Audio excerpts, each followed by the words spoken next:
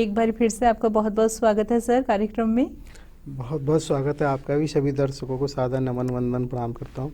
जी sir, जैसा कि पिछले कार्यक्रम में भी हमने बहुत ही सुंदर प्रसंगों पर चर्चा की, तो ऐसे में आज इस कार्यक्रम के माध्यम से हम बाल लीलाओं के कुछ विशेष प्रसंगों के बारे में आपसे जानना चाहेंगे। राम के बाल काल में हनुमान जी का जिक्र अक्सर आता है। उसमें अलग अलग सी तरह से आती है कि एक बार भगवान शंकर अपने को मदारी रूप में लेके आते हैं, और वो मदारी रूप में जब इस तरह की बाल लीला करते हैं कि वो बंदर आया है, बंदर वाला खेल दिखाते हैं। वो धीरे धीरे जैसा होता है कि गलियों की आवाज़ वहाँ जाती है, महलों में तुरंत महारानी उन्हें बुलवाने की ये कहती हैं। और उसको इस तरह से जब वो मदारी का खेल दिखा रहे होते हैं ना, तो उसकी वो रस्सी है उसको भी इस तरह से दिया जाता है महाराजा दशरथ के कहने पर, कि भगवान से कहा जाता है कि आप इसको अपनी इसकी रस्सी से इसे खिलाओ और इसके हिसाब से देखो। तो भगवान उसको करते हैं। वो भी शहर से बानर रूप में बहुत ही अच्छी लीला कर रहे होते हैं। तो भगवान उससे सबसे पहले ये कहते हैं भाई इनकी बंधन को खोल देते हैं, रस्सी को। तो वो जैसा होता है कुछ का भाव ये आता है, ऐसा नहीं वो भाग जाए, बंदर है आखिर बानर स्वरूप है। बोले नहीं कोई बात नहीं है, स्वरूप कुछ भी हो पर इसको मुक्त करना है बंधन से। जब उसकी वो रस्सी को खोलते हैं तो वो बानर बिल्कुल प्रसन्नचित्त उसी हिसाब से रहता है। यहाँ ये जिक्र बिल्कुल आता है कि उस समय भगवान शंकर जी उनकी प्रसन्नता के लिए इस तरह से होता है। दशरथ जी कहते हैं कि क्या तुम हमारे बच्चे की खुशी के लिए इस बानर को यहाँ छोड़ सकते हो कुछ हमें, तो उसको शहर छोड़ के तैयार हो जाते हैं और चले जाते हैं। तो ये तो निश्चित है कि वो भगवान राम के बाल्यकाल में हनुमान जी का सानिध्य रहा आए हैं, उनके साथ रहा है उनकी बाल लीला में। लेकिन कहीं इस तरह से भी प्रसंग आता है कि भगवान शंकर एक ज्योतिषी के रूप में आते हैं। जब उनके साथ में वो होता है तो उनकी जैसे धीरे धीरे चर्चा होती है कि वो बहुत अच्छे ज्योतिषी हैं, उनको भी महल में बुलाने की बात इस तरह से रही जाती है। तो वहाँ वो कहते हैं कि केवल बच्चों के ही वो हाथ देखते हैं, और जब बच्चों की बात आती है महारानियाँ दिखाती हैं तो जैसा होना स्वाभाविक है उनको स्पर्श करके और उनके उसे देख के कि उनको तो वास्तव में उनके दर्शन करने हैं। लेकिन जब उन्होंने देखा तो खुद की सुध-बुध हो जाते हैं। बस वो कहते हैं त्रिभुवन पूरा ही इनके उससे प्रसन्न और चित्त रहेगा। तो अधिक वो नहीं कह के, क्योंकि उनका मूल उसमें दर्शन का होता है। हम जिस हनुमान जी की बात कर रहे हैं मूल रूप से, कि हनुमान जी की एक लीला और उसमें आती है राम जी की पतंग लीला करके। उसमें राम जी जब पतंग को उड़ा रहे होते हैं तो कहीं पतंग उड़ते उड़ते ऐसा आभास होता है कि वो कहीं किसी ने पकड़ ली है। जब वो उस पतंग को पीछा करने के लिए हनुमान जी जाते हैं तो वहाँ देखते हैं कि कहीं जैन वो उस पर देवताओं की वहाँ कुछ इस तरह से वो अप्सरा कहेंगे उन्होंने उस पतंग को पकड़ा हुआ है। तब वो ये कहते हैं कि नहीं ऐसा कही कि जो चित्रकूट में वहाँ एक बार आना होगा, जब चित्रकूट में बात होगी तो वहाँ कहीं इस तरह का एक संबोधन लगता है कि उन्हें पहले से ही पता है कि भविष्य में क्या हो सकता है। तो वो उस माध्यम से भी हनुमान जी के द्वारा उनको सूचित कराते हैं चित्रकूट में मुलाकात होगी। तो उसी उसमें एक बात है कि हनुमान जी बाल लीला में उनके साथ रहे हैं, और जिसका ये प्रसंग भी आता है कि जब वो विश्वामित्र जी के साथ जाते हैं तो विश्वामित्र जी के साथ जाते समय हनुमान जी को ये कह के विदा करते हैं कि अभी तुम चले जाओ किष्किंधा, हमारी आपकी मुलाकात ऋषमुख पर्वत पर होगी। क्योंकि ऐसा भी कहा जाता है कि हनुमान जी जाने को तैयार नहीं थे। वो काफ़ी उनके साथ जैसा बच्चों का होता है बाल लीला में घुल मिल जाते हैं, लेकिन उनको वो इसी उसके साथ विदा करते हैं कि नहीं अभी तुम वहाँ की व्यवस्थाएं उस सब को देखो, फिर हमारी आपकी मुलाकात ऋषमुख पर्वत पर होगी। तो ये सब इस बात का भी है कि सभी को पहले से ही पता है कि भविष्य में क्या हो सकता है और क्या होने वाला है। लेकिन क्या होता है किसी भी घटना का कारण किसी न किसी को तो बनना होता है। तो इसीलिए हम लोग ये मानते हैं कि राम वन गमन कैकेयी के वरदान वो मांगने की वजह से हुआ है, लेकिन जबकि वो पहले से ही बहुत सारी व्यवस्थाओं से निर्धारित है। तो उसी व्यवस्था में जब ये हनुमान जी को विदा करते हैं तब भी ये स्पष्ट हो जाता है कि पहले से राम जी को भी ये पता है। सभी बच्चों का महारानी कैकेयी से विशेष रहता है, क्योंकि कैकेयी से इसलिए रहता है कि दोनों माताएं बच्चों को ये प्रेरणा देती हैं कि इस तरह से माता कैकेयी ने ये सब किया है, तो बच्चों को एक प्रेरणा मिलती है और वो उनसे ज़्यादा लगाव महसूस करते हैं। उसी की वजह से महारानी कैकेयी भगवान राम को ये बताती हैं कि किस तरह से हमें जन जन से जुड़ना होता है। वो तो कहीं ना कहीं ऐसा देखने में और आता है कि वो उनको उसी प्रशिक्षण के तहत कुछ न कुछ ऐसा करती हैं कि जिस समय ऐसा भी प्रसंग आता है कि जब वो वहाँ से महर्षि के उससे आश्रम से आ रहे होते हैं, कुलगुरु के यहाँ से, गुरुकुल से, तो तभी वो एक ऐसा होता है कि किसी सब लोग जैसे कि स्वागत और उसमें करते हैं, तो उनका ध्यान एक उस महिला पे जाता है जो किसी तरह से बहुत उनको उस समय ऐसा लगा असहाय, तो वो उसकी तरफ वहाँ जाते हैं और उससे ऐसे मिलते हैं जैसे आत्मीयता से। तो उस समय जन जन में उनकी पकड़ हो जाती है, जन जन में पकड़ हो जाती है, क्योंकि आम जनता को उस समय ये लगता है कि भाई ये राजकुमार कम हमारे दुख सुख को समझने वाले हैं। और वो इस तरह की घटना के बाद जब वो महल में जाते हैं तो थोड़ा सा कैकेयी को बड़ी प्रसन्नता होती है, माता कैकेयी की, क्योंकि वो चाहती हैं कि भाई राजकुमार का अर्थ ये कि वो हर उससे इस तरह से जुड़ा रहे। तो वो इसी चीज़ को और महत्व को समझाती हैं कि राम हमें जन जन से किस तरह से जुड़ना चाहिए। तो वो वहाँ इस तरह से जुड़ते हैं और धीरे धीरे वो एक तरह से व्यवस्था को ये देखते हैं कि हमारे यहाँ कहाँ व्यवस्थाएं कैसी हो रही हैं। उन्हीं व्यवस्थाओं को देखने के लिए कई बारी ऐसा भी होता है कि जैसा पहले भी हल्का सा जिक्र आया था कि महाराज बच्चों के साथ समय अधिक देने से थोड़ा सा उस पर शासन प्रशासन पर तुच्छ कम ही हो जाती है। तो जब भगवान राम और ये लक्ष्मण वगैरह बच्चे बड़े होते हैं और वो देखते हैं, तो लेकिन एक व्यवस्थाएं वहाँ ये इस तरह की होती हैं कि किसी भी चीज़ को राज्यसभा को एकाएक किसी को अधिकार ऐसे नहीं मिलते हैं कि उनकी बात को इतना महत्व दिया जाए। तो वो भी वहाँ ये महसूस करते हैं कि कौन सा अधिकारी वहाँ शिथिलता आ रही है, उस चीज़ को अधिकारी की बात को जब वहाँ रखा जाता है राज्यसभा में, तो भगवान राम इस तरह से उसको रखते हैं कि जिससे वो सब लोग बड़े अच्छे से उसको सहमत होते हैं, भाई इन्होंने इस चीज़ को ध्यान दिया और इसको दिया। लेकिन निश्चित रूप से कहीं ना कहीं एक आध व्यक्ति ऐसा भी होता है जिसको कहीं उस व्यवस्था से लाभ हो रहा होता है और उसको प्रश्न चलने से नुकसान हो सकता है। तो उस नुकसान होने की वजह से वो ये प्रयास करता है कि भी कहीं इनकी इस तरह से इन्वॉल्वमेंट या कहना चाहिए बढ़नी नहीं चाहिए कि भगवान राम की, और वो बढ़ेगी तो असुविधा हो सकती है। लेकिन जब वो इस बात को वहाँ रखते हैं तो उस पर राज्यसभा विचार करती है और उस विचार के हिसाब से उसमें परिवर्तन का भी प्रयास किया जाता है। भगवान राम जी विधानसभा में ये प्रस्ताव रखते हैं जो बाहर से प्रजाजन आते हैं उनके हित के लिए एक धर्मशाला का भी निर्माण किया जाए। बहुत सारे प्रजाजन जो इस तरह के आश्रित हैं उनके लिए वृद्धाश्रम की भी व्यवस्था उस राज्य की तरफ से की जाए जिससे कि उन पर वो ना रहे। लेकिन जब इस तरह के आते तो कहीं ना कहीं कोई मंत्री इस तरह से भी कहते हैं कि महाराज इससे हमारी अर्थव्यवस्था प्रभावित होगी, उस पर भी बोझ बढ़ता जाएगा।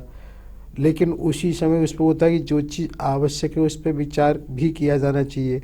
तो वो इस तरह के विचारों को महारानी कैकेयी से, माता कैकेयी से अक्सर करा करते थे। लेकिन अब वो एक बात कहती थी, पूरी तरह से अब उन्होंने अपने को राजकुल वधू के रूप में ले लिया था। वो किसी भी तरह का सुझाव और वो उसमें नहीं चाहती थी, ना ही देती थी।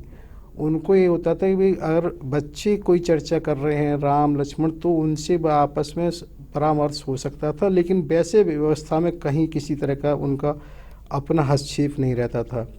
तो उसकी वजह से वो उनको मनोबल को बढ़ाती थी। तब उनकी बात को सभा में रखा गया तो उसमें वहाँ पे कुछ लोगों ने समर्थन भी किया उसका, और इस तरह से उन्होंने एक दो अन्य व्यवस्थाओं में और भी इस तरह का आवश्यक सुधार कराया गया। तब उस चीज़ को देख के कुछ सभा के मंत्री भी खुश हुए। रानी कैकेयी को तो विशेष प्रसन्नता हुई कि अब ये लोग इस जिम्मेवारी को समझने लगे हैं, इनको आना लगा है भी कहाँ क्या होना चाहिए। उसी से समझते हुए उस चीज़ को उन्होंने महसूस किया कि हाँ ये जिम्मेवारी हो गई हैं। एक तरफ जैसा भी पहले भी हमने जिक्र किया था कि थोड़ा सा दशरथ महाराज की शिथिलता सी हो गई है, जिससे कहीं ना कहीं जो व्यवस्था है उसमें कहीं कमी आनी शुरू हो गई है। जिसकी वजह से ऐसा भी सुना गया है कि विश्वामित्र उनके जो शिष्य केकई के जो गुरु महर्षि शंकरषण के साथ वो केकई से भी मिलते हैं और वो इस तरह की चर्चा करते हैं, तो वो उनसे भी ये कहती हैं नहीं अब मैं इसमें कुछ नहीं कर सकती हूँ। वो जब इस तरह की चर्चाएं करते हैं तो वो सिर्फ उनको ये देखती है महर्षि से कि आप ही कोई समाधान सोचिए कि क्या हो सकता है, कैसे हो सकता है। वो उस समय उनसे अपनी तरफ से कोई ये नहीं कहती कि इसका ये रास्ता हो सकता है। तो महर्षि विश्वामित्र ही इस पर चर्चा करते हैं और इसी पर वो विचार करते हैं। तब वो एक दिन वहाँ आते हैं राजसभा में, और उस समय दशरथ जी के पास, क्योंकि महर्षि वशिष्ठ भी उस सभा में होते हैं, वो वहाँ आकर भगवान राम को मांगने की वो कहते हैं और उनसे इस तरह की बात रखते हैं कि महाराज हम जो यज्ञ करते हैं उसमें असुरों का बहुत हस्तक्षेप बढ़ गया है। जैसा कि हमने बहुत पहले भी जिक्र किया था कि रावण ने अपनी नीतियों के अनुसार ताड़का और उसके पुत्र मरीच को वहाँ पर नियुक्त कर रखा था। उसका आश्रय यही था कि किसी भी तरह से विश्वामित्र अपने आश्रम को छोड़ के हिमालय में चले जाएं, जिससे हमें वो हो। ये हमने पहले भी जिक्र किया कि वो इतना भी परेशान नहीं करना वो कोई श्राप दे दें। तो वो उसी चीज़ के लिए महाराज के पास आते हैं। तो महाराज उस समय बड़े व्याकुल, और कहा तो ये भी जाता कि मूर्छित से ही हो जाते हैं, तब उनको सांत्वना जाती है। ऐसा नहीं है, महर्षि वशिष्ठ हर तरह से सर्वज्ञ हैं, वो उनके साथ किसी भी तरह से अहित नहीं हो सकता है। तो महाराज दशरथ एक बार सेना की भी कहते हैं कि मैं तुम्हारे साथ सेना भेज देता हूँ। तब ये विचार आता है, विश्वामित्र भी ये कहते हैं कि नहीं, इनके बाल रूप का ही संदेश जाना चाहिए। किसी सेना से तो वो अलग रूप जाता है, जो खेल खेल में बाल रूप में कोई घटना घट जाए तो उसका महत्व अलग है और सेना के अलग है। तो वो अपना तर्क इस तरह से देते हैं और वहाँ पर विश्वामित्र महाराज दशरथ से उनके राम को ले जाने के लिए कहते हैं। राजसभा में महर्षि वशिष्ठ जी भी पहले से ही होते हैं, तो वो किसी तरह महाराज को समझाते हैं कि आप महाराज बिल्कुल निश्चिंत रहें, विश्वामित्र ऐसे नहीं हैं, इनके पास बहुत दिव्यास्त्र हैं, बहुत शस्त्र हैं, इनके संरक्षण में किसी भी तरह का अहित नहीं हो सकता है। महाराज को समझाते हैं, फिर भी उनकी इच्छा होती है रथ से भेजा जाए, तो वो कहते हैं नहीं, इनको केवल बाल रूप से भेजा जाए, जिससे किसी को ये अंदाज़ा ही नहीं लगे कि विश्वामित्र ने किसकी सहायता से क्या किया है। सिर्फ लगे बच्चे आए और वो हुआ है। किसी तरह से उन बच्चों को क्योंकि भेजा जाता है, क्योंकि माता केकई को तो पूर्ण विश्वास है, उनके गुरु शंकरषण के भी गुरु रहे विश्वामित्र। तो इस तरह से विश्वामित्र जी के जब वो साथ चले जाते हैं तो वो रास्ते में हर तरह का ज्ञान उनको देते हैं, कि जो भौगोलिक ज्ञान है, जो उसके हिसाब से वनस्पतियों का ज्ञान है, पशु पक्षियों का ज्ञान है, कि किसको कैसे हमें व्यवहार करना है, किससे कैसे रखना है। उसी समय वो उनको दो विद्याएं भी देते हैं। एक बला नाम की विद्या देते हैं, जिसको वो ये बताते हैं, क्योंकि पहले बताया कि सब कुछ डिजिटल और मंत्रों के माध्यम से होता, कि जब तुम मंत्र जप करोगे तो आपको किसी भी तरह की एक क्षुधा जैसे कहना चाहिए, भूख और वो परेशान नहीं करेगी और पथ का श्रम नहीं होगा। इसके जब सिद्ध हो जाने मंत्र जप के बाद इस तरह की ये बला और जो शब्द उन्होंने किया है, तो वो उसकी विद्या को उन्होंने उसको दिया उनको, कि इसके करने से किसी तरह का ना तो पथ श्रम होगा और एक जैसे भूख जिसे कहते हैं वो नहीं व्यापेगी आपको। तो ये होता क्या है, हम तो इस समय देख रहे हैं, लेकिन महर्षि वास्तव में देने के लिए आते हैं, लेने के लिए नहीं। उन्हें क्योंकि कोई अनुभूति करानी है तो वो कैसे देंगे। हर चीज़ को महल में नहीं किया, जैसे शिक्षा भी उनकी वहाँ हुई थी गुरुकुल में, तो उसी तरह से एक समय और उसका स्थान होता है जिसको वहाँ दिया जाता है। तो उसी समय जब वो बला को देते हैं, उसके मंत्र देते हैं और उनको ये बताते हैं। इसी तरह से एक अति बला करके उनको देते हैं, जिसको ये कहते हैं मंत्र जाप करने के बाद अगर आप किसी निद्रा में भी हैं तो कोई भी किसी तरह की आदि व्याधि या कोई व्यक्ति आप पर उसमें आक्रमण नहीं कर पाएगा। तो उसके भी मंत्रों के द्वारा उसे जब देते हैं तो ये सिर्फ कहने का आश्रय है कि महर्षि ने एक तरह से उनको विद्याएं दे रहे हैं, बुलाने गए हैं और लेने गए हैं, लेकिन वो विद्याएं ही दे रहे हैं। और उसमें फिर वो अपने यज्ञ की तैयारी में लगते हैं और उनकी यज्ञ की तैयारी में उन दोनों को निहित करते हैं। और उसी समय जब वो वहाँ पर मरीच और वो ताड़का आती है, तो यहाँ पे एक प्रश्न ये आता है कि भगवान राम ने भी सबसे पहले ताड़का का ही वध किया है, और उधर सबसे पहले बालकाल में भगवान कृष्ण ने भी उसका वध किया था, सबसे पूतना का। वहाँ भी पूतना से उनकी शुरुआत होती है और यहाँ भी भगवान राम की ताड़का से शुरुआत होती है। क्योंकि काड़का को बताया था कि वैसे वो केकसी की भी माता थी, अर्थात रावण की भी नानी हुआ करती थी, इसीलिए उनके पुत्र जो मारीच हैं वो उनको ऐसा बाण मारा है कि वो वहाँ से बहुत दूर कहीं लंका से जब प्रसंग आएगा वहाँ पहुँचते हैं और फिर वो वहाँ रहते हैं। इसी तरह से उन्होंने यज्ञ का अपना संपन्न किया है। जो भी उसमें गतिरोध आए थे उन सबको राम लक्ष्मण के सहयोग से दूर किया गया है और विश्वामित्र ने अपना यज्ञ पूरा किया है। हम लोग उसकी चर्चा कर रहे हैं विश्वामित्र जी के यज्ञ से उनको राम जी को उन्होंने किस तरह की विद्याएं दी, बला अतबला दी, बहुत सारे शस्त्रों का भी ज्ञान कराया, शास्त्र के शास्त्र, क्योंकि शास्त्रों को सीखने के लिए तो महर्षि वशिष्ठ के वहाँ आश्रम से सीखा उन्होंने, वो शास्त्र ज्ञान होता है, लेकिन शस्त्रों का ज्ञान वो वहाँ से व्यवहारिक ज्ञान के विश्वामित्र ने बहुत सारे शस्त्रों का उन्हें दिया। इस तरह के जो दिव्यास्त्र होते हैं जो मंत्रों के आधारित होते हैं उन्होंने उसको भी दिया। और साथ ही साथ जो वन में रह के जिस तरह के व्यवहार होते हैं वनवासियों के साथ, किस तरह से रहता है जीवन जिसकी, क्योंकि उनको भली भांति मालूम है कि भविष्य में क्या होना है, तो उसकी भी एक तरह से उसको प्रशिक्षण कहें।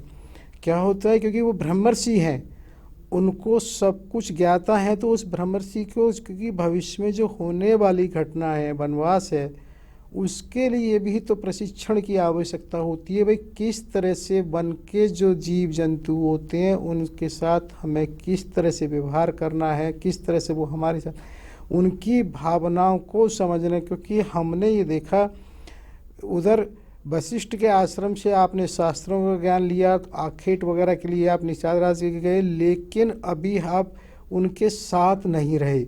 जो वनवासी हैं, जीव जंतु हैं, उनकी भावनाओं को समझना, वो हमारी भावनाएं समझें। क्योंकि विश्वामित्र को भली भांति पता है कि आगे वन में क्या होना है, तो उसी व्यवस्था के हिसाब से वो उसको भी समझाते हैं और वो उस तरह का प्रशिक्षण वहाँ देते हैं, जिसको आज भी हम ये देखते हैं कि अभी भी वर्तमान में बहुत सारे प्रशिक्षण इवन सरकारी सेवाओं में ये देखा जाता है कि जिस तरह की भी वर्तमान के हिसाब से आवश्यकताएं होती हैं तो उनको प्रशिक्षण के लिए अलग से भेजा जाता है। उनके प्रशिक्षण कार्यालय अलग होते हैं और उन प्रशिक्षण कार्यालयों में प्रशिक्षण देने वाले भी अलग होते हैं और तब वहाँ प्रशिक्षित किया जाता है। उसी तरह से महर्षि विश्वामित्र जी ने राम और लक्ष्मण को आने वाली आवश्यकता के हिसाब से प्रशिक्षित किया है।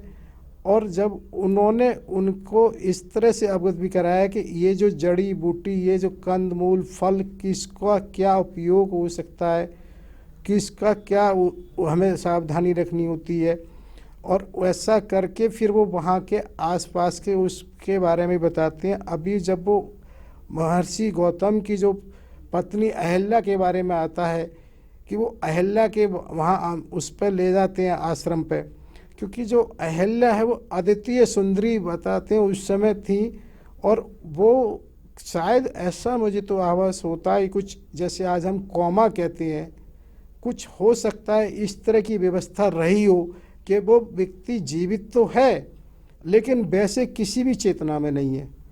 तो कुछ उस तरह की व्यवस्था रही होगी। जब वो वहाँ जाते हैं तो उनका स्पर्श करते हैं, कहीं ये बात आती है कि अंगूठे से करते हैं, कहीं कुछ इस तरह से आता है, लेकिन ये ज़रूर है क्योंकि ये कहीं ना कहीं कोई ना कोई चीज़ कुछ हमारे मानसिक और उससे आज हम कहते हैं ब्रेन से, दिमाग से होती है, जहाँ पर किसी न किसी उसको कहना चाहिए न्यूरॉन्स को एक्टिव डीएक्टिव की होती है कि हो सकता है कुछ इस तरह का उनको हो जिससे वो एक्टिव हो जाए और वो आदमी से कोमा से बाहर आता है।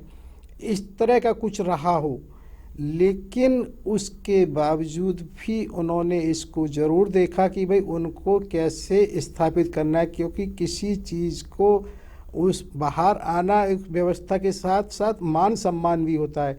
शारीरिक चेतना तो आपने दे दी, लेकिन जो उनको अपमान हुआ था उस अपमान को भी मान में तो परिवर्तित कराना आवश्यक है। तो उसके लिए वहाँ वो कुछ समय देते हैं और वो उस उत्सव टाइप का सा करते हैं, जिससे कि उनके जो मान सम्मान की वापसी होनी चाहिए। और उसी वजह से गौतम ऋषि भी को और सब लोग आए जाते हैं और उनको ससम्मान, उसमें बाकायदा उनको सम्मान की भी प्राप्ति फिर होती है अहिल्या को। भगवान राम ने अहिल्या को ससम्मान, उनको सम्मान भी दिलाया, फिर वो उसी आश्रम में विधिवत रहती हैं।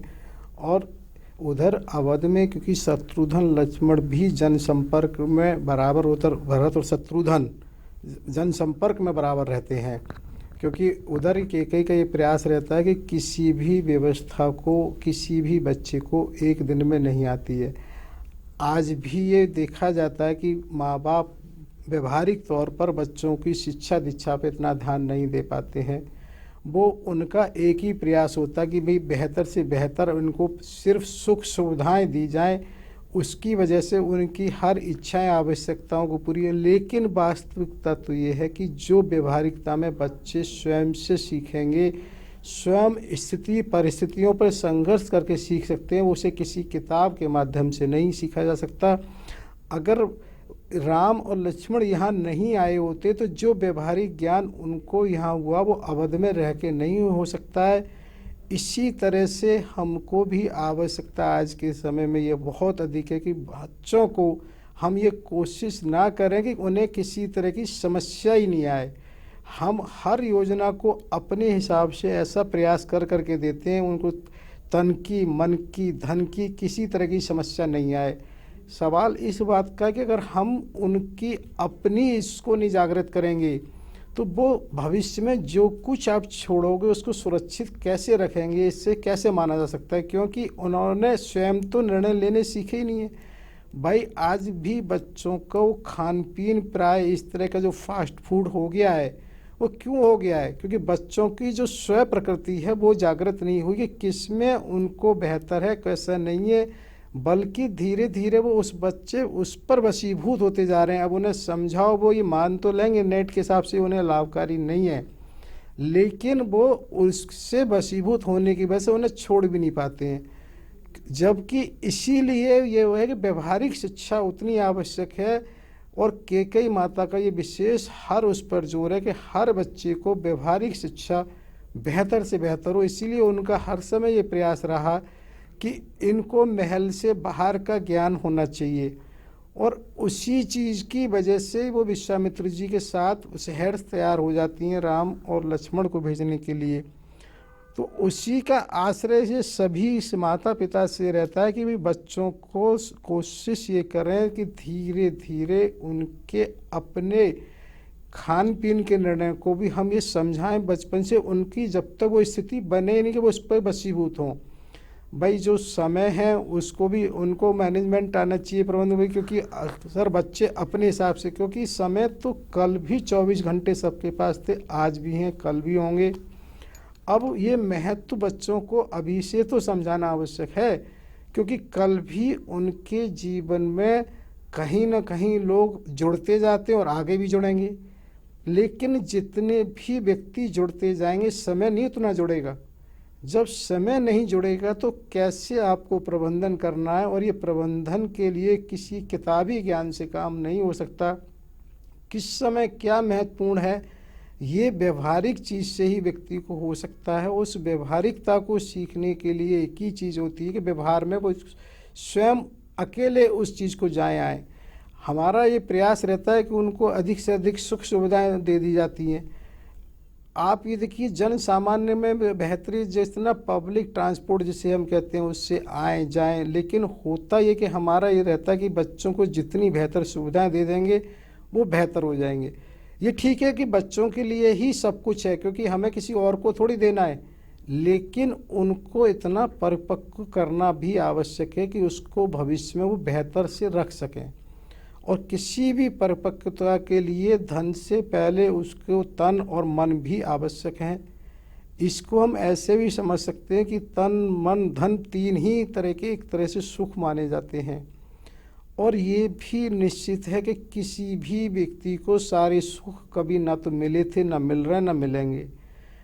होता क्या है, एक समीकरण कुछ ऐसा लगता है a + b + c = x। अब x की वैल्यू कांस्टेंट है, अगर a मालूम पड़ा बढ़ गया तो bc घट सकते हैं, b बढ़ गया तो ac घट सकते हैं। तो उसी तरह से ये देखा जाता है कि ऐसा नहीं होगा कि तीनों कितने भी बढ़ जाएं और x का नहीं परिवर्तन हो।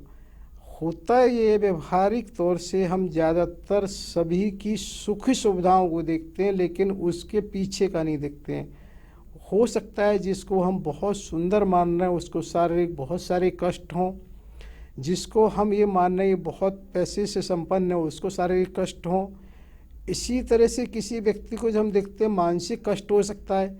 लेकिन कुल मिला के ये बच्चों को परिपक्वता आनी आवश्यक है कि सारी सुख सुविधाओं के ऐसा बैलेंस नहीं हो सकता किसी को भी कि जितनी हमें लगता है कि तन मन धन हमारे हिसाब से मिल जाए, उतना उल्टा हो सकता है। जो समय पर हमें उपलब्ध है हम उसके हिसाब से हो जाएं। ऐसा नहीं हो सकता जो हमारे को हो चाहिए वो उपलब्ध हो जाए। ये होना आसान नहीं है, ये होना आसान है जो उपलब्ध है उसके हिसाब से हम हो जाएं। ये नहीं हो सकता कि जो हमें चाहिए वो उपलब्ध हो जाए। तो ये सब चीज़ें व्यवहारिक ज्ञान तभी आते हैं जब व्यवहार में आ जाया जाता है। उसी व्यवहारिक ज्ञान की आवश्यकता को देखते हुए ही महर्षि विश्वामित्र के साथ सहर्ष कैकेयी उनको भेजती हैं राम लक्ष्मण को, और वहाँ से उनको अनेक तरह के ज्ञान प्राप्त मिलते हैं। क्योंकि यहाँ उन्होंने ये खुद भी अपने आप ये सीखा कि भाई उनको जो अहिल्या हैं केवल उनको शरीर तो जीवित करा जाएगा, लेकिन जब तक मानसिक उनको नहीं जीवित किया जाएगा, जब तक उनका मान सम्मान जीवित नहीं होगा तब तक वो उनका जीवित रहना न रहना महत्व नहीं है। क्योंकि हो सकता है वो अभिशाप भी हो जाए, क्योंकि आज भी मानसिक कष्ट बहुत अधिक हो जाते हैं। शारीरिक कष्ट और मानसिक कष्ट का एक ही तरीका है कि भाई हमारा सबका एक इस पर व्यवहारिक पक्ष हो, हाउ टू बी हैप्पी।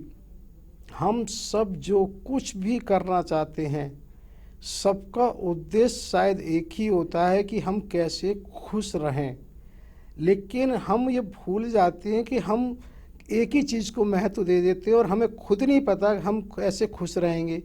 ऐसा आभास होता है ऐसा ज़्यादा पैसा होने से हम ज़्यादा खुश हो जाएंगे। अगर ऐसा होता तो जहाँ बहुत पैसा है वो बहुत खुश होते। ये ठीक है, जीवन में पैसा का महत्व है रहेगा, लेकिन कितना किसको है इसको कोई दूसरा नहीं बता सकता। किसकी कितनी आवश्यकता है ये स्वयं ही व्यक्ति को खोजना होगा, स्वयं के द्वारा ही स्वयं को खोज सकता है वो।